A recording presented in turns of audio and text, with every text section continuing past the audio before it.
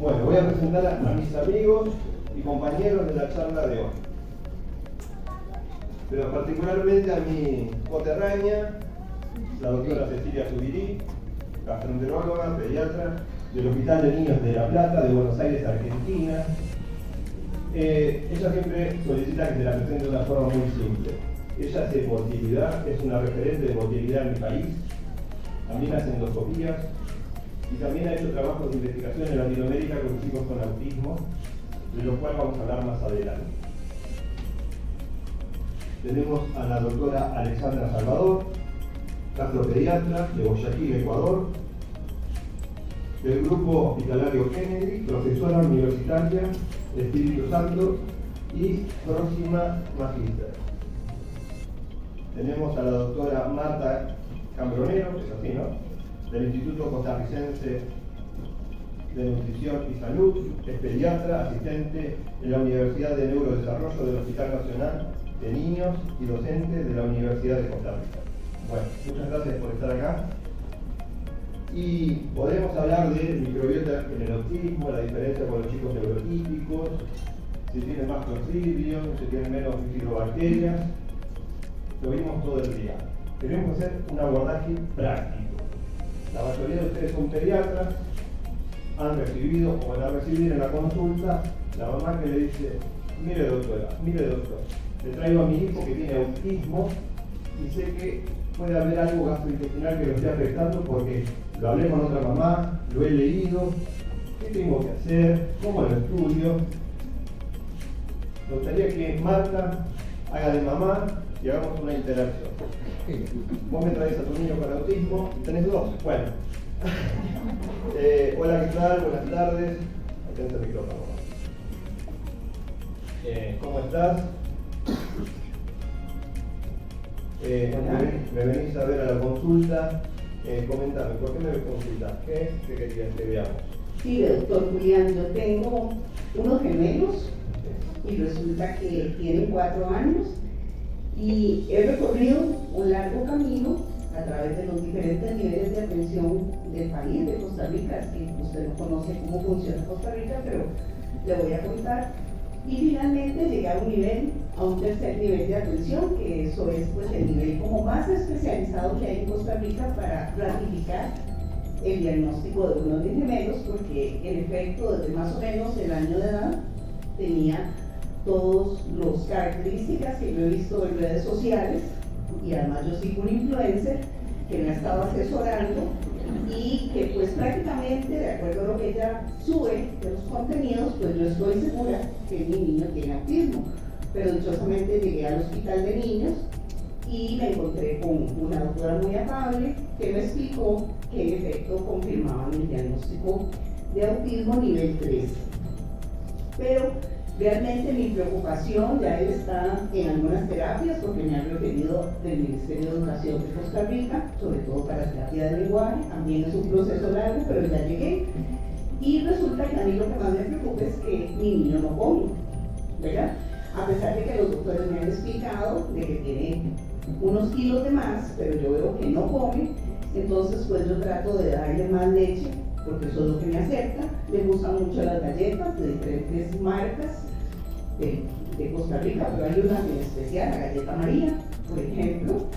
Mucho los panes, las pastas, que en general los snacks le gustan, ¿verdad? Pero yo creo que él no come también porque está con estreñimiento, le cuesta mucho ir al baño, todavía no controla el esfínteres, estamos en ese proceso. Y además pasa usualmente muy irritable, con mucha sensibilidad al ruido, no le gusta que lo toque, no le gusta que le hablen. Y realmente yo quiero ver si toda la información que yo he recabado en redes sociales, en el grupo de autismo de mamás, que estamos también en varios sitios, pues es cierto esto, de que hay algunas terapias alternativas que le pueden ayudar. Bien. Bueno, una consulta muy interesante. ¿Les ha pasado que reciben este tipo de consultas? Sí. ¿Y cuánto cobra? ¿Y cuánto se cobra por la consulta? Dijo muchos puntos que son claves. Si ella inicialmente tuvo la sospecha de que su hijo no iba bien, y por suerte tuve un diagnóstico oportuno y temprano. No sé cómo pasa acá, pero en Argentina a veces se retrasa el diagnóstico, el pediatra le dice, bueno, hay que esperar, no habló, ya va a hablar, y el diagnóstico llega un año después, 2 años después. Recordemos que la etapa donde el cerebro se desarrolla más, hay más conexiones es entre los 1 y los 2 años. Hacemos un diagnóstico a los 4 años, las intervenciones que podemos hacer no van a ser lo mismo que un chico de 2 años. Entonces, ante la sospecha diagnóstica, siempre es conveniente conversarlo con otros profesionales que se dedican al neurodesarrollo mejor, pero no subestimar la opinión de la mamá. Muy bien Marta, que oportunamente consiguió el diagnóstico. Ella me habla de la selectividad alimentaria, que ahora lo vamos a hablar también con Cecilia, es algo muy frecuente en los chicos con autismo.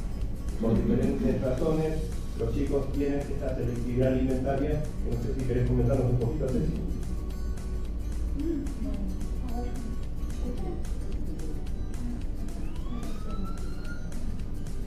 ¿Ahí me escuchas?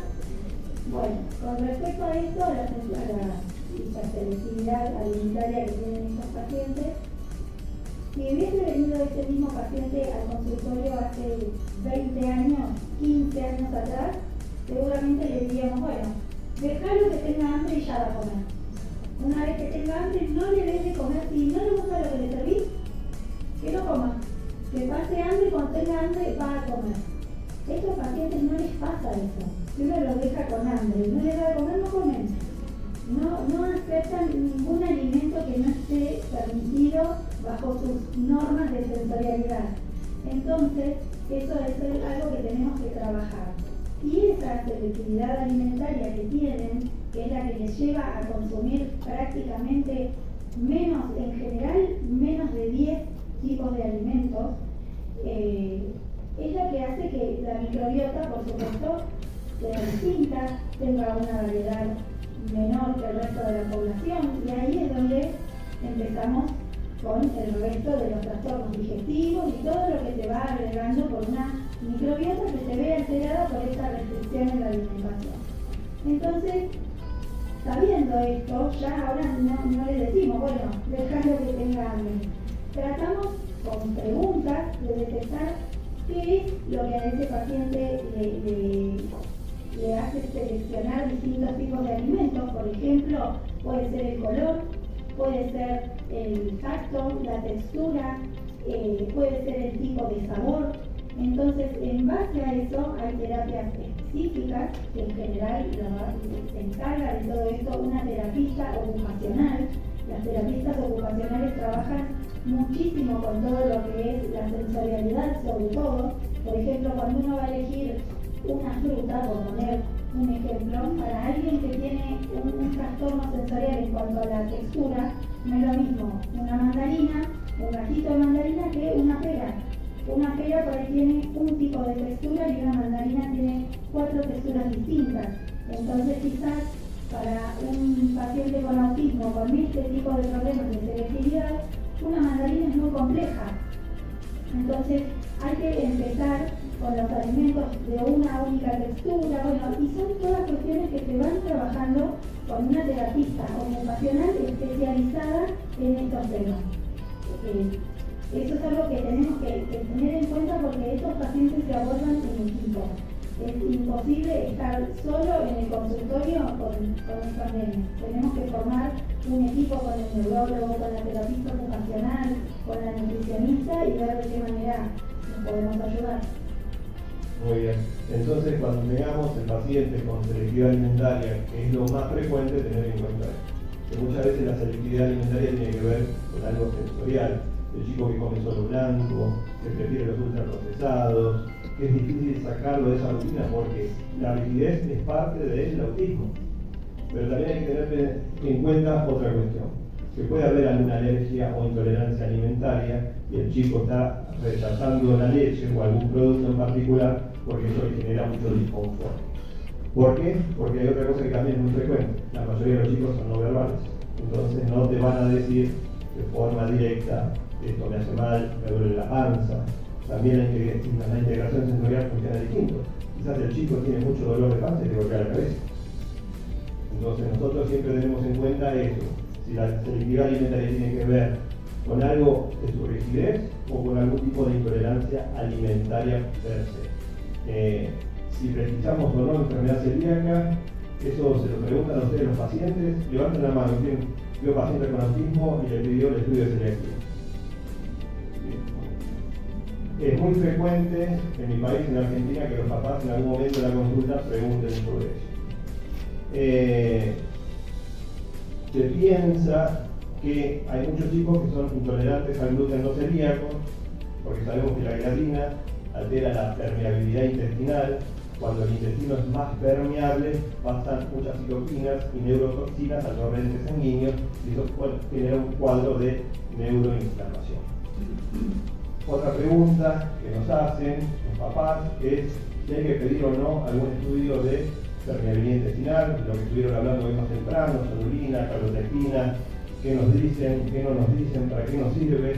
Alexandra nos quería comentar al respecto, porque es algo que van a escuchar. Doctora, le pido a mi hijo el estudio de calotectina porque hay una amiga que se lo ha pedido al chico, a su hijo, y le dio elevado y yo quiero que lo haga a mi hijo. Entonces, ahora Alexandra nos va a explicar un poquito. Muchas veces en los pacientes que tienen conquista, ya lo han manifestado, Cecilia, Marta, son pacientes que desarrollan cierto tipo de intolerancias alimentarias, no alergias, porque tienen también disbiosis, porque la microbiota de ellos es diferente a la de los neurotípicos. Y esta microbiota en ellos generalmente tiende a desarrollar inflamación y muchas veces tienen exceso de ácido propiónico, que es lo que genera en ellos dolor abdominal. Y como estos niños son no verbales, no pueden manifestar dolor abdominal y muchas veces son derivados no por el pediatra, sino por el neurólogo, porque piensan que lo que ellos están presentando son trastornos neurológicos puros, más no como un cuadro de dolor abdominal, propiamente como un cuadro de intolerancia. Entonces ya llegan con restricciones de leche, restricciones de gluten, restricciones de carbohidratos. Como son niños que están en pleno desarrollo, no los podemos tener en dietas restrictivas porque no están recomendados. Entonces, ¿qué es lo que se recomienda? Actualmente la calprotectina es un marcador de inflamación intestinal inespecífico que obviamente no nos va a solucionar problemas y lo que va a generar es mucha ansiedad en los padres. Así es que no se recomienda. Actualmente se podría utilizar el marcador de sonulina, que va a determinar si existe o no permeabilidad intestinal. Y eso sí podría ser un indicativo de disbiosis intestinal. Muy bien. Y Marta, desde lo conductual, porque sabemos que son no verbales, entonces quizás el dolor abdominal lo expresen de otra manera. Se apoyen en el piso, se apoyen la panza con algún mueble, que se golpeen, diferentes partes del cuerpo. ¿Qué nos puedes contar desde lo conductual? ¿Cómo hay que ver a estos chicos que están expresando que no están bien, pero no de una forma verbal, sino de una manera no verbal? Desde el enfoque del neurodesarrollo siempre decimos que una conducta comunica algo.